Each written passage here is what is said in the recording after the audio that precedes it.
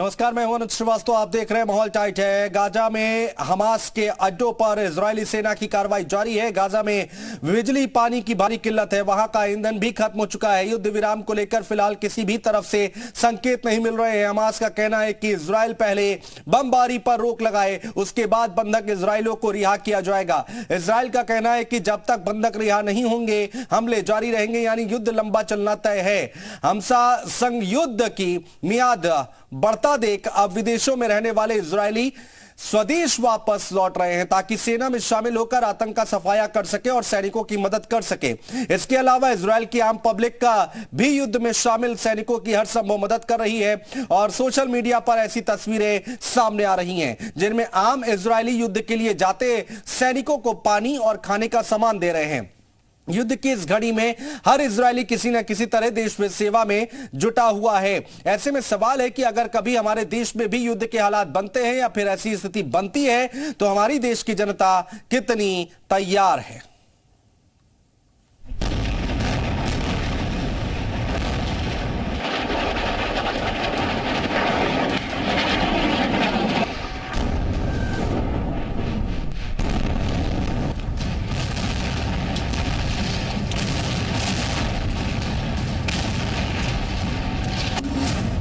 Israel का Badlapur, Hamas चकनाचूर।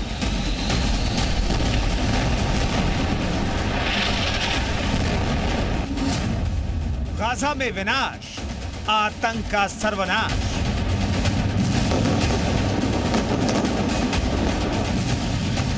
Hamas will understand that by attacking them, they've made a mistake of historic proportions. We will exact a price that will be remembered by them and Israel's other enemies for decades to come.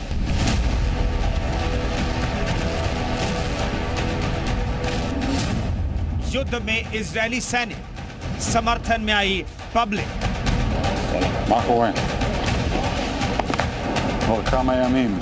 And that is that the United States has Israel's back. We have the back of the Israeli people. We have their back today. We'll have it tomorrow.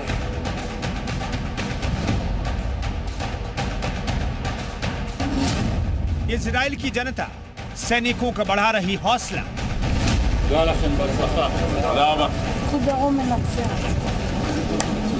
कैसे बना बनाया bunkers यहाँ पर shift किया जा रहा है ताकि जो अगर कोई रॉकेट से हमला हो, क्योंकि हमास के आतंकी लगातार रॉकेट से हमला कर रहे हैं और जब सायरन बजे तो लोग सुरक्षित जगह पर पहुंच सके और अपनी जान बचा सके, इसलिए इस तरह के बंकर्स या इसे शेल्टर कहा जाता है, इन्हें यहाँ पर बॉर्डर के आसपास के इलाकों में जहाँ रिलीफ कैंप लगाया गया वहाँ इसे शिफ्ट किया जा रहा है।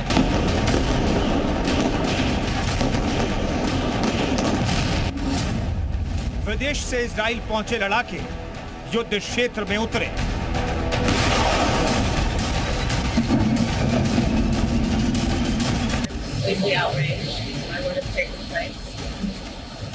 We are looking at extreme acts of terrorism that must be condemned in no uncertain terms.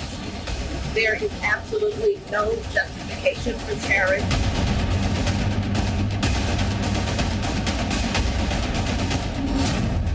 Israel की देशभक्ति ही विजय शक्ति। तो माहौल टाइट है में आज हम इस मुद्दे पर बातचीत करेंगे। हमारे सहयोगी लगातार जुड़ रहे हैं अलग अलग जगहों से, ग्राउंड जीरो से, और लोगों से बातचीत भी करेंगे, उनसे उनके मन की बात भी जानेंगे।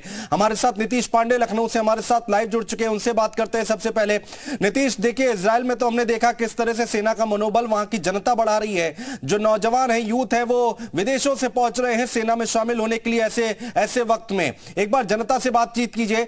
ये जो भारत के लोग हैं, भारत का यूथ है, वो इस पॉइंट ऑफ व्यू से कैसे सोचता है? निश्चित तौर पे, और ये भारत का यूथ ही नहीं है बल्कि ये वो लोग हैं जिनके घरों के लोग सैन्य बलों में काम भी करते हैं। ऐसे कई लोग हमारे साथ मौजूद हैं। लेकिन युवा क्या सोचते हैं, जो माहौल टाइट है इस पूरे बात को लेकर, इजराइल को लेकर, जिस तरह की इजराइल के लोगों में देशभक्ति देखने को मिल रही है, ऐसी देशभक्ति क्या भारत देश में आपको देखने को मिलेगी? आप युवा हैं, अगर ऐसी युद्ध की स्थिति बनती तो आप कहां होते? अगर ऐसी युद्ध की स्थिति मान लो हमारे भारत जैसे देश में अगर हो जाती तो हम तो उसी पक्ष में होते जो हमारे पक्ष में हमेशा अच्छी बातें करता हो, और जो रूढ़िवादिता न करता हो, धार्मिक कट्टरतावाद की तरफ न जाता हो। यानी आप फैसला कर रहे होते, नहीं युद्ध नहीं कर रहे होते, फैसला कर रहे होते। कुछ और भी लोग हैं, जान ले पहले राय, आप बताइए। अगर देशभक्ति की बात है तो हमारे क्रांतिवीरों ने ये सिद्ध कर चुका है कि कभी भी देशभक्ति की बात हुई है तो भारत कहीं पीछे नहीं रहा है।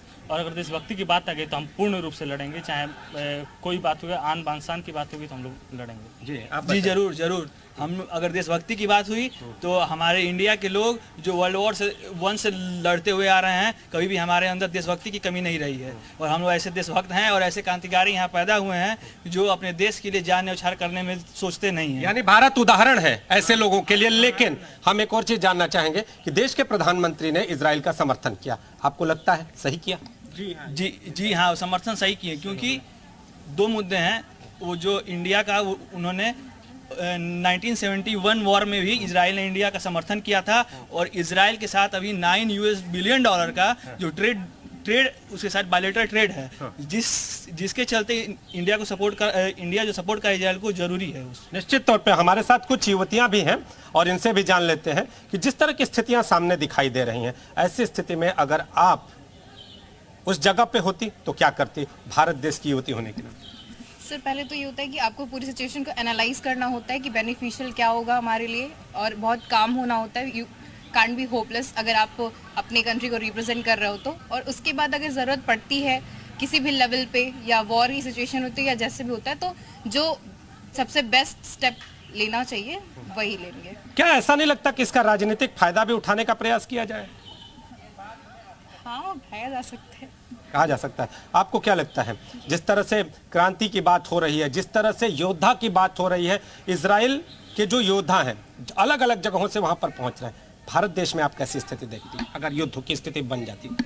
देखिए, इसमें तो सबसे पहले हमें अपने आप को बहुत ही काम रखने की ज़रूरत है। किसी भी सिचुएशन में कोई भी युद्ध होता है और अगर हम अपना बचाव करना चाहते हैं या हम रिटेलिएट करना चाहते हैं तो हमें ये देखना पड़ेगा कि चीज़ें, पहले तो हमें सारे सर्कमस्टेंसेस आसपास जो कुछ भी उसे एनालाइज करना पड़ेगा। एनालाइज करने के बाद ही हम रिएक्ट कर पाएंगे और उसके बाद बता पाएंगे कि मतलब हमें किस तरीके से रिएक्ट करना। और हमें अपने साथ साथ मतलब कोशिश ये करनी होगी कि हम हानि भी जितनी हो कम से कम हो और हर कोई सुरक्षित रहे। यानी सुरक्षा का ध्यान रखते हुए पूरी तरह से मैदान में उतर सकते हैं। जी सर, बिल्कुल। जिस तरह से इजराइल ने हमारे जो युद्ध हुए पाकिस्तान के साथ, उन्होंने हमारी बहुत मदद की है और उसको देखते हुए हमें भी उनके प्रति ऐसा भाव रखना चाहिए। और हमास तो एक टेररिस्ट ग्रुप है ही, उसको एलिमिनेट करना आवश्यक है विश्व शांति के लिए भी। एक सवाल है, आम सा सवाल है कि अगर ऐसी युद्ध की स्थिति, मान लीजिए अगर भारत की स्थिति हो जाए तो ऐसी स्थिति में भारत का युवा क्या करेगा, क्या सोचता है? सर, अभी हम JNU में देख रहे हैं कि कुछ पैलेस्टाइन के लिए या गाजा में पैलेस्टाइन के लिए और हमास टेररिस्ट के लिए भी समर्थन दिखाया जा रहा है। लेकिन ऐसा नहीं होना चाहिए। जब देश की बात हो, हमें इस तरह के, जैसे हमारे प्रधानमंत्री ने निर्णय लिया है। नीतीश रैया हमारे साथ रामानुज के पास चलेंगे जो कि देहरादून से हमारे साथ लाइव जुड़े हुए हैं। उत्तराखंड की जनता क्या सोचती है जानने और समझने की कोशिश करेंगे। रामानुज, देखिए, जब भी ऐसी स्थिति आती है तो सोशल मीडिया पर तो बहुत लोग एक्टिव हो जाते हैं, उसमें क्रांति देखी जाती है, लेकिन क्या ग्राउंड पर भी युवा यूथ उतरेगा या फिर भारत के लोग उतरेंगे क्या? बिल्कुल अनुज, राजधानी देहरादून में जो आम लोग हैं उनसे हम इस बात को जान लेते हैं, सीधे तौर पे उन्हीं से जानते हैं। आप बताइए मैम कि आप जो देश है वो इजराइल के साथ है, आप क्या सोचती हैं? हमारा सिर्फ इतना कहना है कि जहां मोदी जी हैं वहां हम हैं और हम मोदी जी के साथ हैं और जहां हर कोई मोदी जी को साथ में है। आप क्या सोच रही हैं? देखिए, भारत पहले से कहता आया है, हमारे आदरणीय प्रधानमंत्री पहले से कहते आए हैं, आतंकवाद बर्दाश्त नहीं किया जाएगा। और हमास ने जो किया है, जो ये नॉन ग्रुप है, ये जो ये हमास ने किया है, ये बिल्कुल बर्दाश्त नहीं किया जाएगा। बिल्कुल, आप क्या सोचती हैं? हाँ, मेरा भी यही सोचना है कि जहां हमारे प्रधानमंत्री जी हैं वहां पर हम लोग हैं। और सबसे निंदनीय ये हुआ है कि जो मासूम बच्चों को पूरी तरीके से कुचला गया है, मारा गया है। तो ये देश के, जहां पर देश की सरकार है उनके साथ में है, इधर से भी जान लेते हैं। आप बताइए मैम, आप क्या सोचती हैं? हमारा भी यही सोचना है कि जो हमास कर रहा है वो बहुत ही निंदनीय है और हम बिल्कुल इजराइल के साथ खड़े हैं, हमेशा खड़े रहे हैं, आज भी खड़े रहेंगे और आगे भी खड़े रहेंगे। बहुत सारे लोग हैं, उनसे हम इस बात को जानेंगे भी, इधर से भी जानते हैं कि आप लोग क्या सोचते हैं?